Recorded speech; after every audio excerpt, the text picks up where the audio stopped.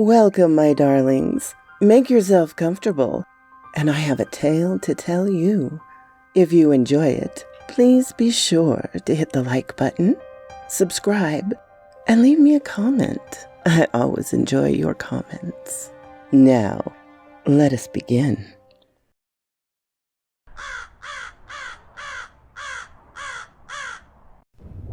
"20,000 Leagues Under the Sea" by Jules Verne, Chapter 9, The Tantrums of Ned Land.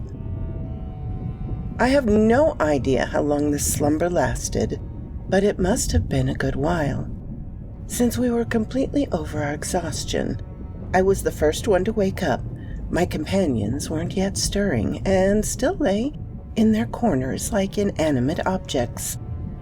I had barely gotten up from my passable hard mattress when I felt my mind clear, my brain go on alert, so I began a careful re-examination of our cell. Nothing had changed in its interior arrangements.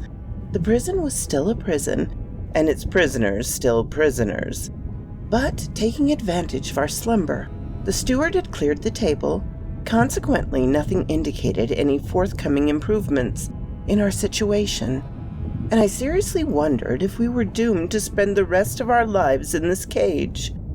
This prospect seemed increasingly painful to me because, even though my brain was clear of its obsessions from the night before, I was feeling an odd short-windedness in my chest. It was becoming hard for me to breathe. The heavy air was no longer sufficient in the full play of my lungs. Although our cell was large, we obviously had used up most of the oxygen it contained. In essence, over an hour's time, a single human being consumed all the oxygen found in 100 liters of air, at which point the air has become charged with nearly equal amounts of carbon dioxide and is no longer fit for breathing. So it was now urgent to renew the air in our prison, and no doubt the air in this whole underwater boat as well. Here a question popped into my head. How did the commander of this aquatic residence go about it? Did he obtain air using chemical methods, releasing the oxygen contained in potassium chloride by heating it, meanwhile absorbing the carbon dioxide with potassium hydroxide? If so, he would have to keep up some kind of relationship with the shore to come by the material needed for such an operation.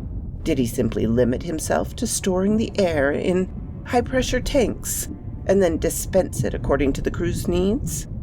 Perhaps, or proceeding in a more convenient and more economical and consequently more probable fashion, he was satisfied with merely returning to breathe at the surface of the water like a cetacean, renewing his oxygen supply every 24 hours. In any event, whatever his method was, it seemed prudent to me that he used this method without delay. In fact, I was already resorting to speeding up my inhalations in order to extract from the cell what little oxygen it contained, when suddenly I was refreshed by a current of clean air, scented with salty aroma. It had to be a sea breeze, life-giving and charged with iodine. I opened my mouth wide, and my lungs gutted themselves on the fresh particles. At the same time, I felt a little sway, a rolling of moderate magnitude, but definitely noticeable. This boat, this sheet iron monster, had obviously just risen to the surface of the ocean, there to breathe in good whale fashion. So the ship's model of ventilation was finally established. When I absorbed a chestful of this clean air, I looked for the conduit, the air carriers if you prefer, that allowed this beneficial influx to reach us, and I soon found it. Above the door opened an air vent that let in fresh currents of oxygen, renewing the thin air in our cell. I had gotten to this point in my observation when Ned and Conseil woke up almost simultaneously under the influence of this reviving air purification. They rubbed their eyes, stretched their arms, and sprang to their feet. "Did Master sleep well?" Conseil asked me with his perennial good manners. "Extremely well, my gallant lad," I replied. And how about you, Mr. Ned Land? Like a log, Professor, but I must imagine things because it seems I'm breathing a sea breeze. A seaman couldn't be wrong on this topic. And I told the Canadian what had gone on while he slept. Good, he said. That explains perfectly all the bellowing we heard when our so-called narwhal lay in sight of the Abraham Lincoln. Perfectly, Mr. Land. It was catching its breath. Only I've no idea what time it is, Professor Anorak, unless maybe it's dinner time? Dinner time, my fine harpooner? I'd say at least breakfast time, because we've certainly woken up to a new day. Which indicates, Conseil replied, that we've spent 24 hours in slumber. That's my assessment, I replied. I won't argue with you, Ned Land answered. But dinner or breakfast, that Stuart will be plenty welcome, whether he brings that one or the other. The one or the other, Conseil said. Well put, the Canadian replied. We deserve 2 meals, and speaking for myself, I'd do justice to them both. All right, Ned, let's wait and see, I replied. It's clear that these strangers don't intend to let us die of hunger. Otherwise, last evening's dinner wouldn't make any sense. Unless they're fattening us up, Ned shot back. I object, I replied. We have not fallen into the hands of cannibals. Just because they don't make a habit of it, the Canadian replied in all seriousness, doesn't mean they don't indulge from time to time. Who knows? Maybe these people have gone without fresh meat for so long, and in that case, 3 healthy, well-built specimens like the professor, his manservant, and me. Get rid of those ideas, Mr. Land, I answered the harpooner.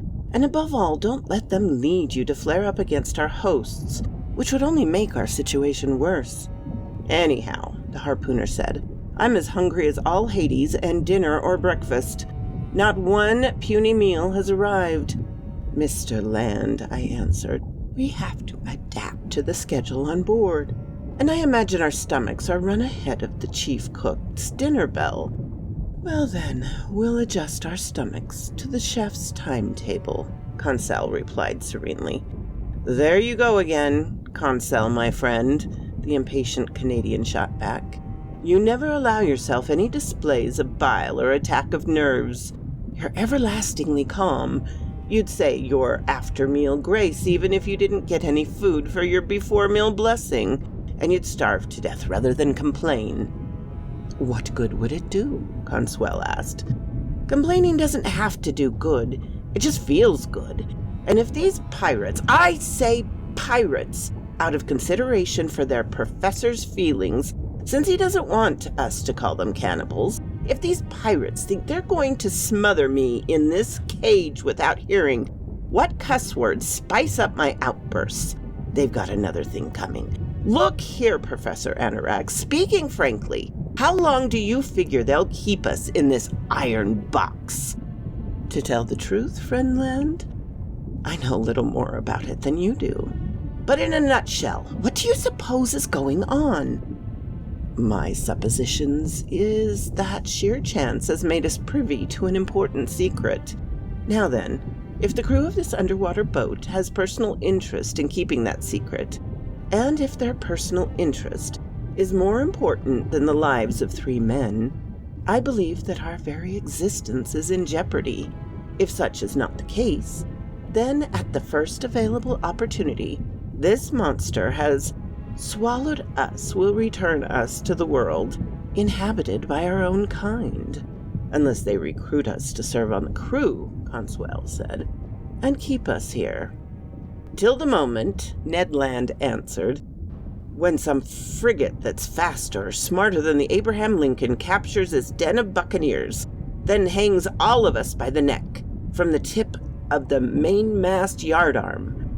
Well thought out, Mr. Land, I replied, but as yet I don't believe we've been tendered any enlistment offers. Consequently, it's pointless to argue about what tactics we should pursue in such a case. I repeat, let's wait, let's be guided by events, and let's do nothing since right now there's nothing we can do. On the contrary, Professor, the harpooner replied, not wanting to give in. there is something we can do. Oh? And what, Mr. Land? Break out of here! Break out of a prison on shore is difficult enough, but with an underwater prison, it strikes me as completely unworkable. Come now, Ned, my friend, Conswell asked. How would you answer Master's objections? I refuse to believe that an American is at the end of his tether. Visibly baffled, the harpooner said nothing.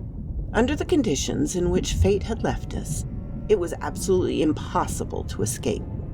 But a Canadian's wit is half French, and Mr. Ned Land made this clear in his reply.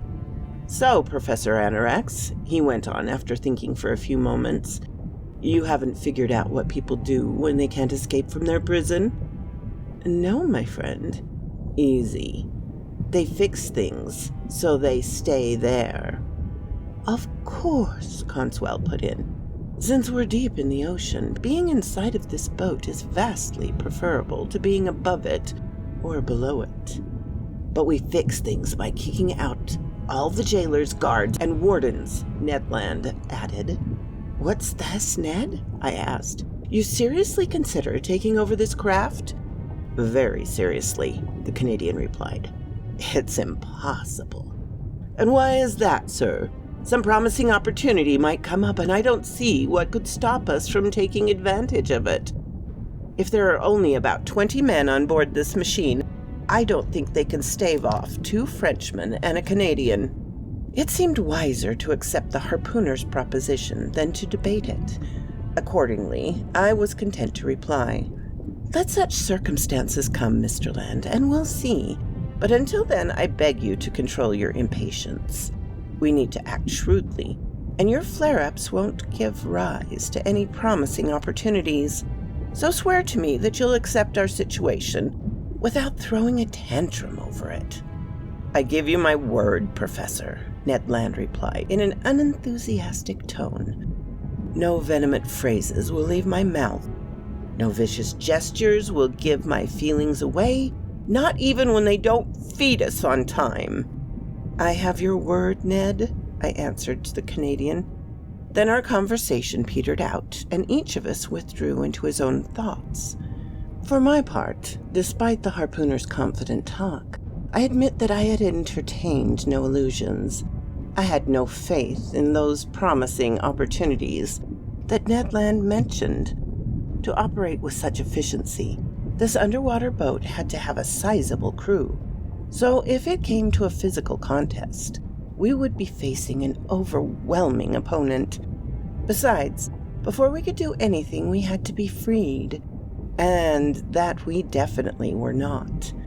I didn't see any way out of this sheer iron, hermetically sealed cell. And if the strange command of this boat did have a secret to keep, which seemed rather likely, he would never give us freedom of movement aboard his vessel. Now then, would he resort to violence in order to be rid of us, or would he drop us off one day in some remote coast? There lay the unknown. All these hypotheses seemed extremely plausible to me, and to hope for freedom through use of force, you had to be a harpooner.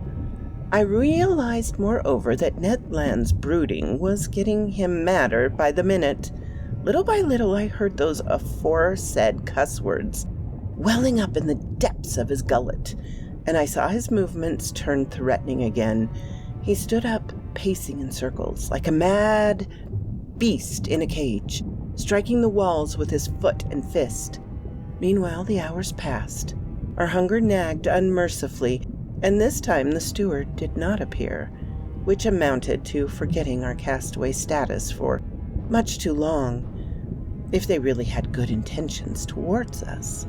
Tortured by the growling of his well-built stomach, Ned Land was getting more and more riled, and despite his word of honor, I was in real dread of an explosion when he stood in the presence of one of the men on board. For 2 more hours, Ned Land's rage increased. The Canadian shouted and pleaded, but to no avail. The sheet iron walls were deaf. I didn't hear a single sound inside this dead-seeming boat. The vessel hadn't stirred because I obviously would have felt its hull vibrating under the influence of the propeller. It had undoubtedly sunk into the watery deep and no longer belonged to the outside world. All this dismal silence was terrifying. As for our neglect, our isolation in the depths of this cell, I was afraid to guess at how long it might last. Little by little, hopes I had entertained after our interview with the ship's commander were fading away. The gentleness of the man's gaze, the generosity expressed in his facial features, the nobility of his bearings, all vanished from my memory. I saw this mystifying individual anew for what he inevitably must be, cruel and merciless. I viewed him as outside humanity, beyond all feeling of compassion, the implacable foe of his fellow man, towards whom he must have sworn an undying hate. But even so, was the man going to let us die of starvation, locked up in this cramped prison, exposed to those horrible temptations to which people are driven by extreme hunger? This grim possibility took on a dreadful intensity in my mind and fired my imagination. I felt an unreasoning terror run through me. Conseil stayed calm. Ned Land bellowed. Just then a noise was audible outside. Footsteps rang on the metal tiling. The locks were turned. The door opened. The steward appeared. Before I could make a single movement to prevent him, the Canadian rushed at the poor man, threw him down, held him by the throat. The steward was choking in the grip of those powerful hands. Conseil was already trying to loosen the harpooner's hands from his half-suffocated victim, and I had gone to join in the rescue when I was abruptly nailed to the spot by these words pronounced in French. "Calm down, Mr. Land. And you, Professor, kindly listen to me." So quoth this raven. What? You're still here after the whole story? I really appreciate that, darlings. Please hit the like button and subscribe if you haven't.